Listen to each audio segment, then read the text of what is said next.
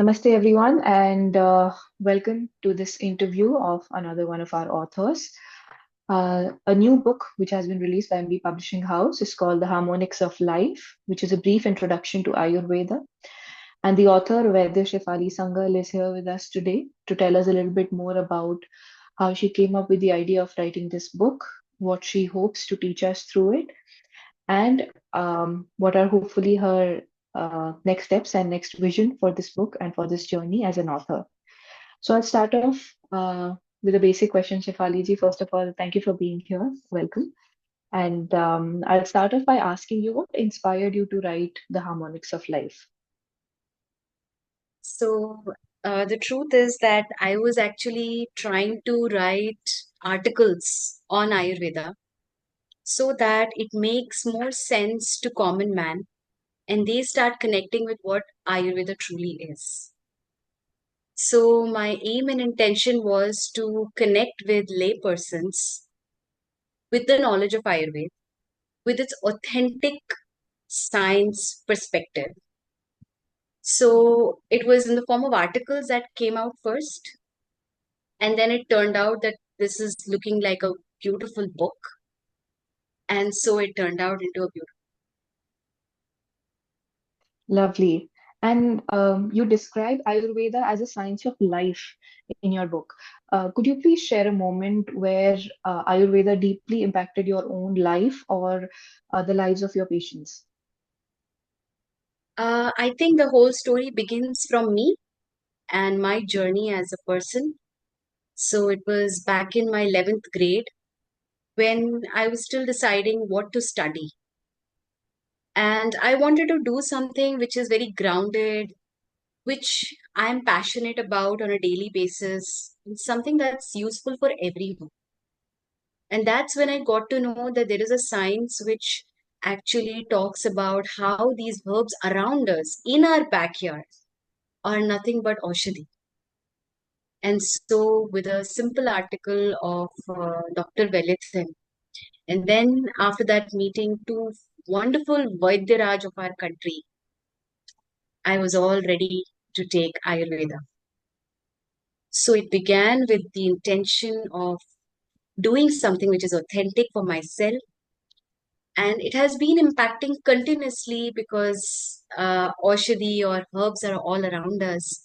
Understanding my own body and respecting it is a second aspect where I am deeply influenced by this entire science, so profound, where it does not talk. The entire language is language of self-love. It's not the language of self-hate that you need to, stop a receptor, shut down the calcium blockers, H2 blockers. There's no such language. So this itself is so profound that the entire language is about understanding what the body is speaking to us. And this is where I am deeply influenced. And this is what I inspire in my patients as well. That I'm not doing anything. I'm just going to help you observe your body and understand what your body is telling you. And this language interpretation is my role with you. So I think this is where I would like to say how has it deeply impacted me in every sense. That's a wonderful interpretation that you've given of this field. Definitely. My next question stemming from this is that since we have so many books on Ayurveda in the market right now, so what would you say sets apart the Harmonics of Life from other books on Ayurveda that are already available right now for the reader? Yeah. So there are, yes, several wonderful books written for common man to understand about Ayurveda. My book is a very visually strong book. So every page almost has 3 to 4 visuals. So the idea or what my book is trying to bring to the table is visually connect with the person as with very simple language. So there is language which is very simple and there is some visual which is also there. So I've tried to incorporate several concepts, very brief, visually strong, and addressing a lot of myths about Ayurveda Aushadhi, about Panchakarma, and how Ayurveda is looking at Dinacharya. So that's what my book brings to everyone. Wonderful. And since you spoke about myths, many people think that Ayurveda is just about the herbs, and you say that it's much more. So, can you please explain this holistic perspective that's there in your understanding of this field and also in the book? So, well, any medical system, the purpose of any medical system is to address the health of the whole society. And when we use the word society, we are indicating not just the human beings living in it, not just the families living in it, not just the individuals living in it, but their interrelationships amongst each other and their association with the larger system, which is nature. Okay. So in Ayurveda, we understand what is the perspective or what is the role of a Vaidya. We understand what is the role of a nurse and how the power of nurse is humongous. Then what is the role of having the right kind of Aushadhi? Then it talks in detail about how do you understand the balance in the body? What does it mean to be actually healthy? So a lot of time there's a lot of discussion on disease. ये बुखार आया तो क्या? ये pneumonia हो गया तो क्या? ये फलाना डेंगू आ गया तो क्या? But the question is, what are we doing for health? Are there any principles for it at all? So Ayurveda brings in great detail not just the curative aspect, which we call as chikitsa, but the preventive or the self-care aspect in different lifetime stages, in different seasons, then in day and night regimen. So, like that, for any person in different professions, how he or she can take care. Okay, this entire thing is hugely discussed. So, this is all health aspect. There is no disease yet included in it. Then the third aspect, which is very, very profound in Ayurveda, is that there is a huge understanding that health includes manas as well as indriyas as well as the atma. So when we are talking with anyone, this being has a completeness. That person just is not with the body. He or she has a mind. He or she has an atma. That person has a goal in life. So with this perspective in mind कि उसकी मनःस्थिति क्या है, what's going on, उस mind में कैसे हम उसको align कर सकते हैं, this discussion is also there in Ayurveda. How do you help to educate the mind of the person? Then comes Atma, that what is the role of an Atma? This is also discussed. Then there's also a discussion on how certain diseases are an outcome of what we may have done in our past lives. So there is a concept of karma in it. So you can see it's so beautifully interweaved. It is not just unidimensional understanding. Yes, I think that's what Yes. I would like to highlight. No, that's a very wonderful and holistic perspective, a very multidimensional perspective that you've given on this. Stemming on this, my next question would be, um, as lay people, there are some terms that we hear about the three doshas, that is the Vata, the Pitta, and the Kapha body types. And your book, I think, beautifully explains these concepts. I would request you, could you share a simple practice for our viewers and listeners to balance these doshas? How do they understand them and how do they balance them? Okay, this is actually a very huge topic. So I actually take online sessions on this and how do you balance it. So to answer it in 2 or 3 lines is that this is an entire science, right? So just as we have spent 5 years to understand molecules, right? Science begins in what age? Sixth class, seventh class? By the end of 10th class, we all know that molecules exist. And we all know that there's an atomic structure, and we all know that there are orbits, right? So same way, Ayurveda also needs that, it needs to enter into each one of us, into our education system, to be able to understand Tridosha, to be able to understand how this science is looking at not just at the micro, but also at the macro level, which is the systemic understanding. Okay. So in one line, if I have to say, Vata, Pitta, Kapha, the Tridoshas are a reality of our existence that allows us to understand our body in a systemic way. So you have a molecular science which explains different molecules. But by understanding molecules, you cannot understand वो liver कैसे काम कर रहा है. You will not be able to understand कि liver और bone का क्या relationship है. But through Tridosha lens, through the lens of Tridosha theory, we are able to understand the whole system as a whole. एक ही झटके में समझ में आ जाता है कि अच्छा स्केलेटन में क्या हो रहा है, लिवर में क्या हो रहा है और थायराइड में क्या. So this is what Tridosha theory empowers us. Okay. The second aspect is that how do you balance it? So well, to balance it, we need to understand Dinacharya. Okay. And we also need to know that this Dinacharya is not a ritual कि उनको मन आ गया हाँ रोज सवेरे उठना चाहिए नहाना चाहिए ये क्यों पड़ी है. ठीक है. तो ये रिचुअल के पॉइंट ऑफ व्यू से नहीं है बट दे फाउंड कि this human being has some relationship with the sun and the day and night rhythm.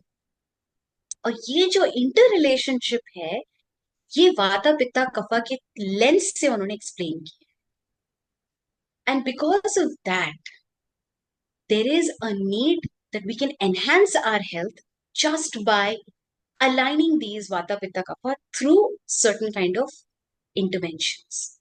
इसीलिए सवेरे उठना है रात को सोना है. ठीक है. इसीलिए सवेरे जब हम उठते हैं तो ऑटोमेटिकली हमें बाउल मोशंस के लिए जाना ही होगा. We don't have to push it out. But हाँ रात को जागेंगे सवेरे लेट उठेंगे तो फिर तो जो होगा सो होगा. ठीक है.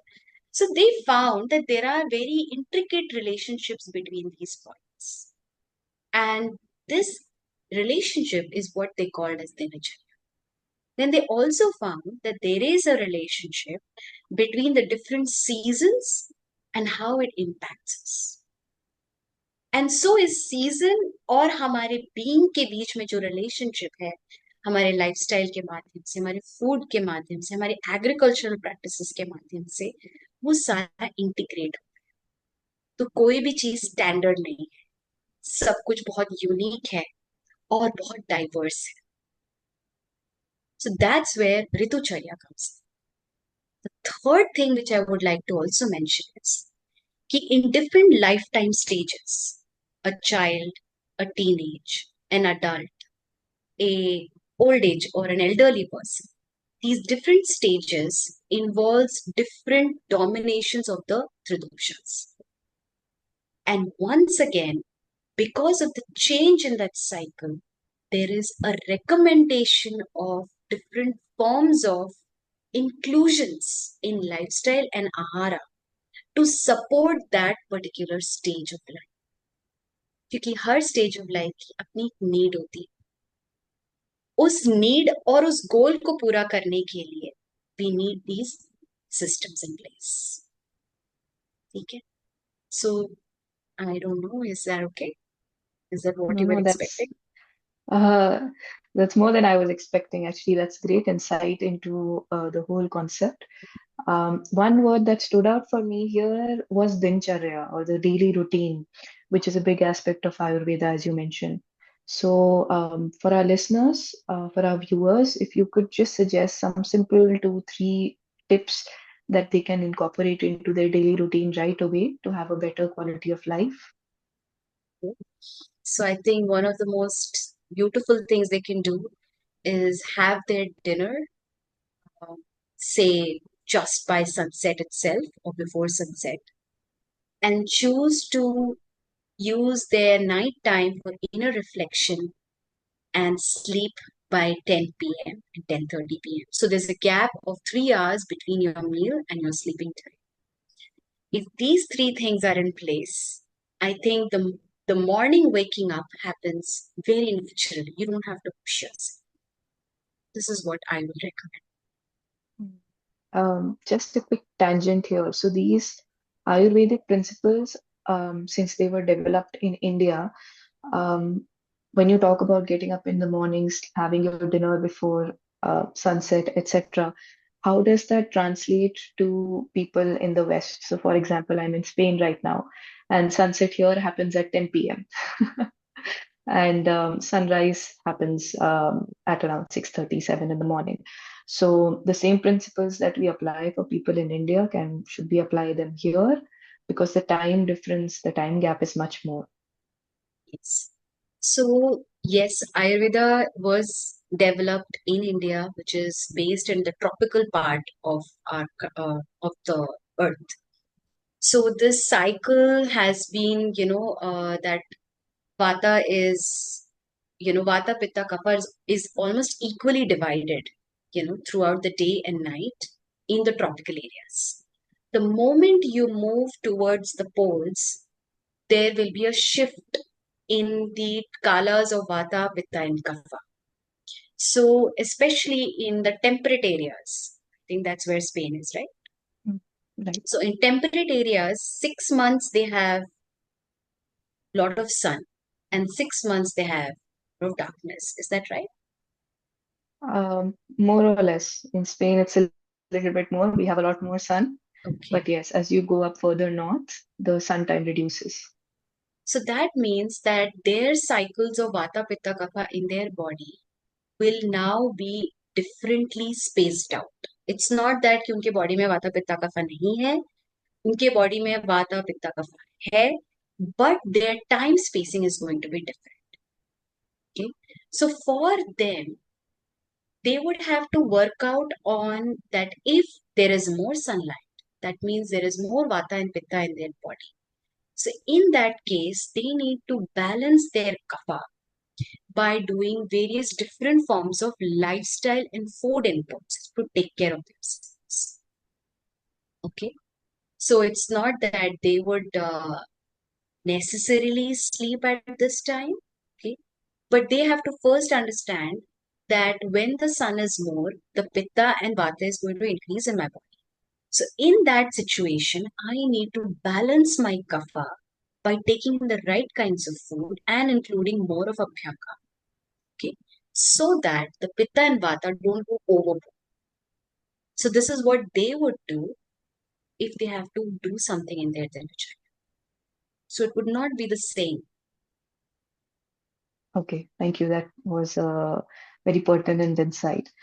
And also, one point I would like to draw attention here is that you emphasize the role of mental health and mindfulness a lot in Ayurveda. How does Ayurveda view the mind-body connection? And do you have any tips for stress management today, in today's life, coming from Ayurveda? So you asked about mind-body connection in Ayurveda. Yes, yes. So mind or manas is considered as an ubhaya indriya. That means it is also one of the indriyas and is the one which is connecting the sense organs and the information taken by the sense organs, information transmitted to the other. So their mind is playing the role. So the mind health depends on whether, sattva, raja, and tamas, based on these three gunas, how it is working in that person. Now, how would you balance it? Again, it would depend how that person really wants to balance it. Okay. Generally, people who are more sattvic, they are more interested in, working on themselves. And people who are rajasic are generally very happy with all the fights that they go through. So it's okay for them. So, कौन mindfulness ढूंढ रहा है? Are people who are already sattvic. So for them, they would really need one thing to understand is that there is a body interface which I need to take care. Okay. And body interface में emotions आते हैं. Body interface में विचार भी आते हैं. उसको मुझे handle करना है through my दिनचर्या. Then the interface of sense organs come. If I use one sense organ more than the other, then it's going to lead to depression. It's going to lead to overactivation. So the balance of the use of sense organs is required. Which means अगर कोई दिन भर screen के सामने बैठा है तो उसको समय निकालना ही है कि वो कुछ देर शांत बैठे, आंखों को बंद रखे, वो कुछ समय निकाले कि वो गार्डनिंग करे, अपने हाथों से काम करे. ठीक है. So mindfulness practice involves the care of the dinacharya inputs, the care of the sense organs, and then the inclusion of reading books that give us the soul wisdom. Then it includes activities such as abhyanga as well. Okay? कि हमने अगर अपने body पे oil लगाया तो उसका impact हमारा वहां तक पहुंचने. ठीक है. So this is how mindfulness works. It works through meditation, it works through reading good books, being with the right people, doing discussion with the right things, not gossip, but rather discussion. Okay? So that's how mindfulness works at all these three parameters. Wonderful. And another interesting concept that I found in your book was the Nadi Pariksha. So can you please enlighten our viewers on that and tell us that how someone can learn more about their health just through pulse reading? So, when I decided that I will learn Ayurveda, so I met my teacher after that. After I decided that I will, which was in 11th grade, and I we went as a family to meet him, and that was my first meeting with him. And that's where my mother had asked him कि क्या आप इसको नाड़ी परीक्षा सिखा सकते हैं? So he said yes, बिल्कुल. Let her finish her college and come. So I still remember कि उस समय तो मैं नाड़ी के लिए बहुत प्रिपेयर्ड नहीं थी. जब मैंने देश के दो बहुत बड़े वैद्यराज से मैं मिल चुकी थी, लेकिन still I was not sure कि मैं ये करना चाहती थी. But yes, so of course I did my college, and in college there was very little discussion on नाड़ी परीक्षा. So Nadi Pariksha is one among the diagnostic tools to diagnose the state of the body and mind. So you can understand different systems in the body. You can understand Tridosha state, Saptadhatu. You can understand what that person is going through as an emotion in their mind. And उनकी जीने की इच्छा कैसी है. So when I finished my 4.5 years of college, and as an internship, I decided that I'd go to my teacher, who was at that time 90 years of age. So I took permission from my college. My college principal was very happy that somebody is actually doing this kind of internship. And so I went to Amarkanda. And first time I was staying in a forest area. And I stayed in his house for 1.5 years. One of the most beautiful time periods I had.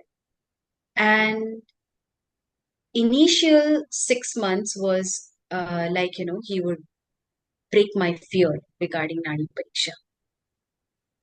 And after 6 months, I was very comfortable. I was asking him questions. I was doing my observations. And by the end of 1 year, he said, Ab tumko aata hai. I said, but I didn't learn. I just learned Tridosha. He said, yeah, that is what you need. The rest, so you build it. I said, Acha, how will I build it? He said, kuch nahi. You know the lakshanas of Saptadhatus.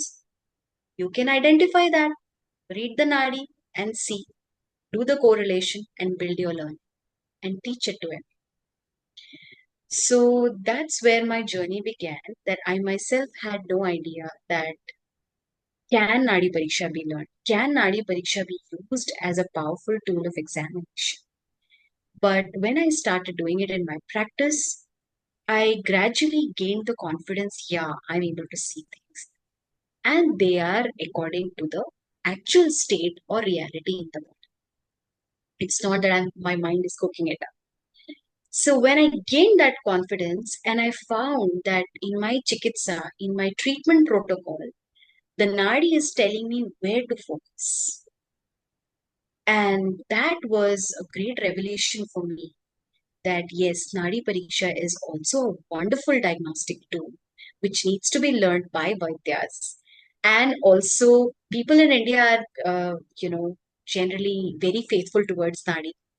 तो जहाँ भी नाड़ी परीक्षा सुनते हैं सब वहीं भाग के पहुंचते हैं कि उनको लगता है वो ये भी बता देंगे कि उन्होंने क्या खाया था कल और ये क्या सोच रहे हैं. सो मैं वो तो नहीं बताती हूँ, लेकिन ये मुझे समझ में आता है कि what is happening in the. So, yes, through Nadi Pariksha, one is able to understand the great capacity. What is the state of the doshas? What is the state of the seven tissues in our body, the different systems of our body, and see the correlation between all of things that are already brewing in the body and are yet to appear, yet to appear in terms of, your reports, your blood reports, or your scans, or things that have already are happening are also known. So did I answer you rightly? Yes, absolutely. Thank you so much. Another question for you would be that your book talks about practical tips like Garbhasanskar and herbs from the kitchen that we can use for that. So, could you please share one powerful tip for new parents from the Garbhasanskar section of the book? So one powerful tip for the pregnant couple would be to include a lot of Indian cow-based ghee and makhan and doodh. This is very, very crucial, not just for those 9 months, but for the baby who's born. She's born.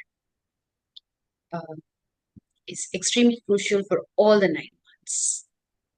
तो घी जम के खाएं, but it should be of Indian breed cow. Okay, it does not increase cholesterol. It actually builds proper nervous system, proper hormonal system within the. This is the strongest tip I would like to. Very precise, very strong, and easy to abide by. Thank you for that tip. Um, and stemming from that, my next question is that a lot of people who are new to Ayurveda feel very intimidated by it because it seems very complex. There is a lot of information about it. So, what would your message be to someone who wants to start their Ayurveda journey but feels overwhelmed? I think the first step is jigyasa, having the intention to learn.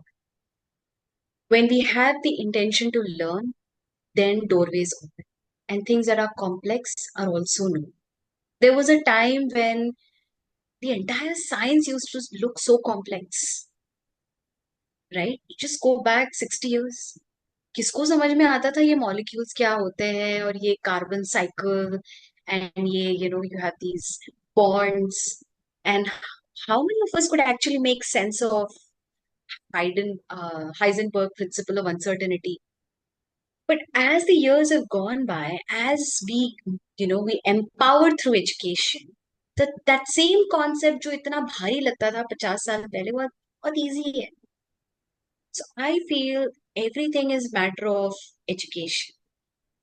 So you have the right intention, you keep doing it, you do it more and more, it makes more and more sense.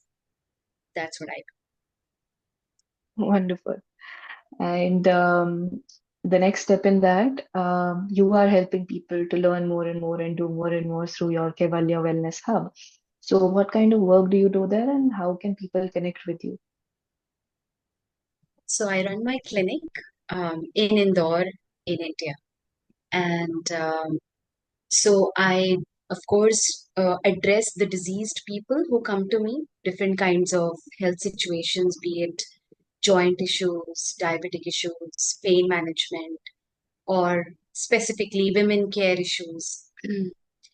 And the second aspect that I also do is educate or build awareness in the society. So I take several online sessions. Once a year or twice a year is definitely there, and you can look into my website. So it's www.kevalyawellnesshub.com. And on my website, the different education courses that I've done or is happening, you can reach out there. That's the second thing that I do. And the third thing that I do is I have a YouTube channel by the same name. And so, whatever educational public platforms I address, all those videos are there, right from self care to theory and reasoning in Ayurveda, Garbhasanskar, and how did I make Dhatura oil, and how is Nirkundi oil made, and all these different topics, and how elderly care is important, how Ayurveda addresses it. So there are lots of videos that I've posted on that also one can look at. Lovely. I think people have something to focus on and do now, because I would encourage everyone to go and look into this website where they can learn more about this topic, which seems so complex, but actually is very easy if you have the right teacher and the right source, which tells you about these indigenous modes and methodologies of healing that have originated from India. Another question for you, Shefali, would be how has your experience been working with MB Publishing House on your book? Is there anything you would like to tell our viewers about the whole experience? Yes. So my experience has been quite nice. Um, and it has been with lot of clarity. So on my end, my father and I, mostly my father was communicating with Pallavi ma'am running the MB Publishing House. And we were able to openly share with her what all thoughts we had and what we felt even about the agreement. So I felt good that yes, we are being heard, and she's also responding to whatever we are feeling, right? So I felt quite comfortable at that. And secondly, the book has turned out so beautifully, great printing, बहुत ही सुंदर है. So I would say the work done by the printing is really nice, right? The paper quality, the everything is the colors, everything has come out the way I had thought it should be. So that's also very nice. So the third thing is that as a publishing house, since I belong to an academic family, so I know what goes into publishing a book. So I could see, how many things they have to go through. So, the fact that she is handling Amazon front, which is really a task, okay, um, is really amazing. The second thing is she's also having a website of her own, which is very prompt. So that is also very nice that, there's a place where the publishing house can be reached out.